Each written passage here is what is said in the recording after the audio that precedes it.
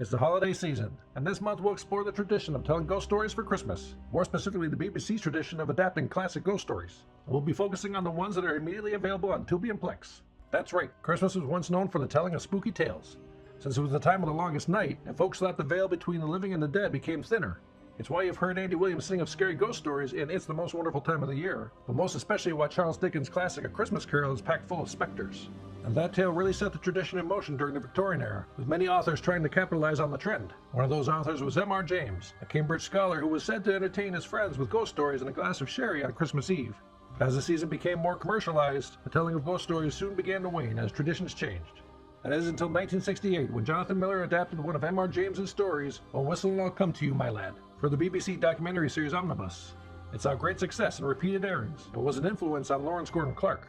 Clark was looking to move from directing documentaries to drama, and he was particularly fond of the stories of M.R. James.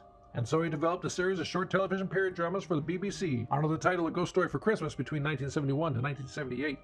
It's a series that's held with great regard, with 5 M.R. James adaptations, 1 Charles Dickens, and 2 based on original screenplays. But that's all backstory. These aren't the ones you can find for free on Tubi or Plex. You can maybe find them on BritBox, some on Shudder, and they might even be somewhere on YouTube if you know where to look. Today's picks focus on when the BBC decided to revisit and ultimately revive the series starting in 2005, with new adaptations happening every now and again, until Mark Gatiss, who wrote and acted on Doctor Who and co-created the modern Sherlock series, took over the reins of the annual Ghost Story for Christmas series and has regularly released adaptations from 2018 until now. We'll look at 6 stories, the 3 before Gatiss's involvement that are available on Plex, and 3 of Gatiss's tales that are available on Tubi, all of which are M.R. James adaptations. And I'll be ranking them from what I felt were least enjoyable to most enjoyable. What's to be noted is these stories aren't meant to be wholly terrifying or frightening, just to set you on edge, give you a chill, maybe slightly unnerve you, so it's best to leave your expectations a bit tempered. On the first day of Christmas, A Ghost Story Gave to Me a Spooky Murder Trial. Martin's Close aired in 2019 and was directed by Mark Gatiss. This story finds a young squire on trial for murder in front of a judge of notoriety, known as the Hanging Judge. This one plays out pretty straightforward, with the thinnest thread of an underlying theme of how upperclassmen toy with and look down on rural folks. And what's odd is this story seems to have an old man drinking sherry by a fireplace acting as a narrator. I don't know if this is meant to be an homage to M.R. James, but it's definitely a little distracting. The creepy moments are pretty tame, but there's a song that is key to the story, and it's used in one moment for a nice effect. Plus you got Peter Capaldi here, who you might remember from The Lair of the White Worm. He's giving a solid performance as a prosecutor, and giving the most legitimacy to this tale. But overall it's a fine ghost story, something with just a hint of a creep factor. This one has a 3.1 on Letterboxd, with the user saying, "For a story about a pompous man killing a mentally handicapped woman, there sure is an immense amount of humor in this one." On the second day of Christmas, A Ghost Story Gave to Me Haunted Binoculars. A View from a Hill aired in 2005 and was directed by Luke Watson. In this one, a historian goes to catalog an archaeological collection at an estate and is invited on a walk to survey the surrounding valley. But it looks like his binoculars were damaged in travel, so he's lent a pair of binoculars from the collection. That seems to allow him to see more than just what's in the valley. Now this was the first Ghost Story for Christmas of the modern day revivals, and it's an interesting one to start off with. The concept is kind of intriguing and mysterious, but I just felt the way this story developed muddles any kind of foreboding mood that it could have had. It's a bit unexpected at times, which gives it an edge on Martin's Close for me, but I think the overall execution could have been better, especially with the premise of haunted binoculars. This one is at 3.2 on Letterboxd, with the user saying, "It's like a spooky Viewmaster." On the third day of Christmas, A Ghost Story Gave to Me A Cursed Will and Testament. A Tractate Middoth aired in 2013 and was directed by Mark Gatiss. In this one, we're introduced to a grumpy old uncle on his deathbed who tells his niece of a secret. We cut to a library where a gentleman is looking for a particular book, a tractate to be specific, and an unsuspecting employee is tasked to go fetch it, but encounters something that shocks him to his core. This one was Mark Gatiss's first episode of his run, and it's a pretty good start. The build-up and moments of the library employee being affected by whatever he saw are rather effective to give just the right amount of suspense or even a hint of dread. And this one introduces the coincidences that sometimes happen in these stories, where here he happens to go on holiday and stay at the home of the cousin of the man who was looking for that tractate, and so the library employee gets the full backstory. The story plays out well enough. You get some themes along the lines of be careful who you trust when you're on the hunt for a hidden inheritance, maybe, but I think it achieves a solid tone for these holiday ghost stories. This one is at 3.3 on Letterboxd, with the user saying, "Some had a soul, he had a corkscrew, and other things I'm tempted to say at a funeral." On the fourth day of Christmas, A Ghost Story Gave to Me A Sinister Hotel Room. Number 13 aired in 2006 and was directed by Pierre Wilkie.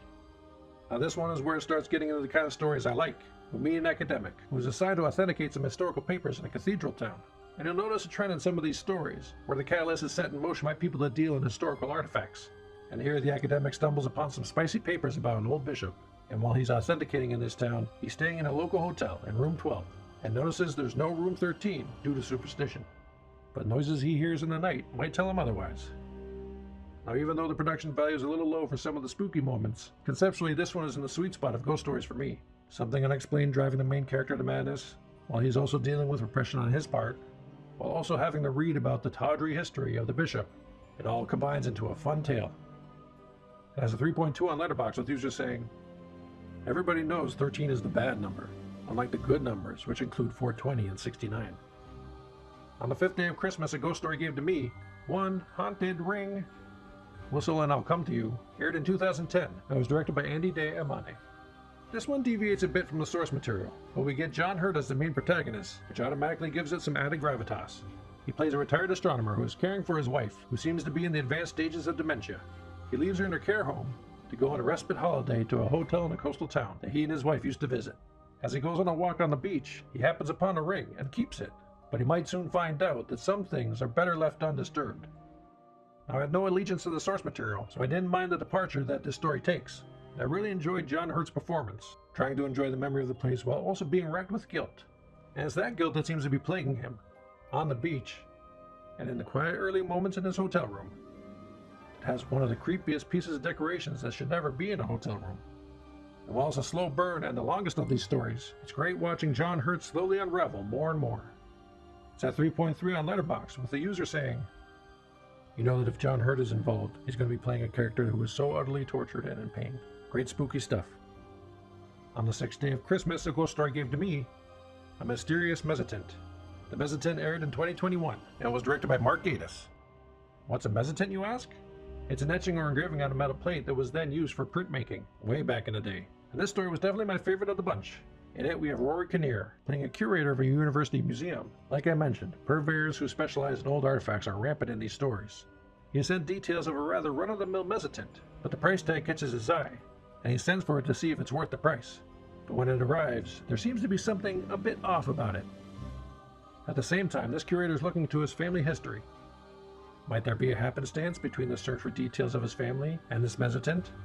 Why I enjoy this one so much is just how it builds the unsettling nature of the Mezzotint, and Rory Kinnear really sells the dread of the object. It's the kind of creeping unease and mystery you want from these type of stories, and leaves you with a touch of a chill. It has a 3.4 on Letterboxd, with the user saying, "Sleeping with the light on this Christmas, and burning the lino print I did of the house." So have your watch assignment for the holidays. Links for watching these movies on Tubi and Plex are in the description below, so you have no excuse not to check them out, unless you're watching this video at a later date, and then who knows if they're still available. Once you've watched these stories, or if you've already seen them, leave a comment below with your thoughts or ratings, and consider subscribing to see what picks we'll have next month. Until then, Merry Christmas and a Happy New Year!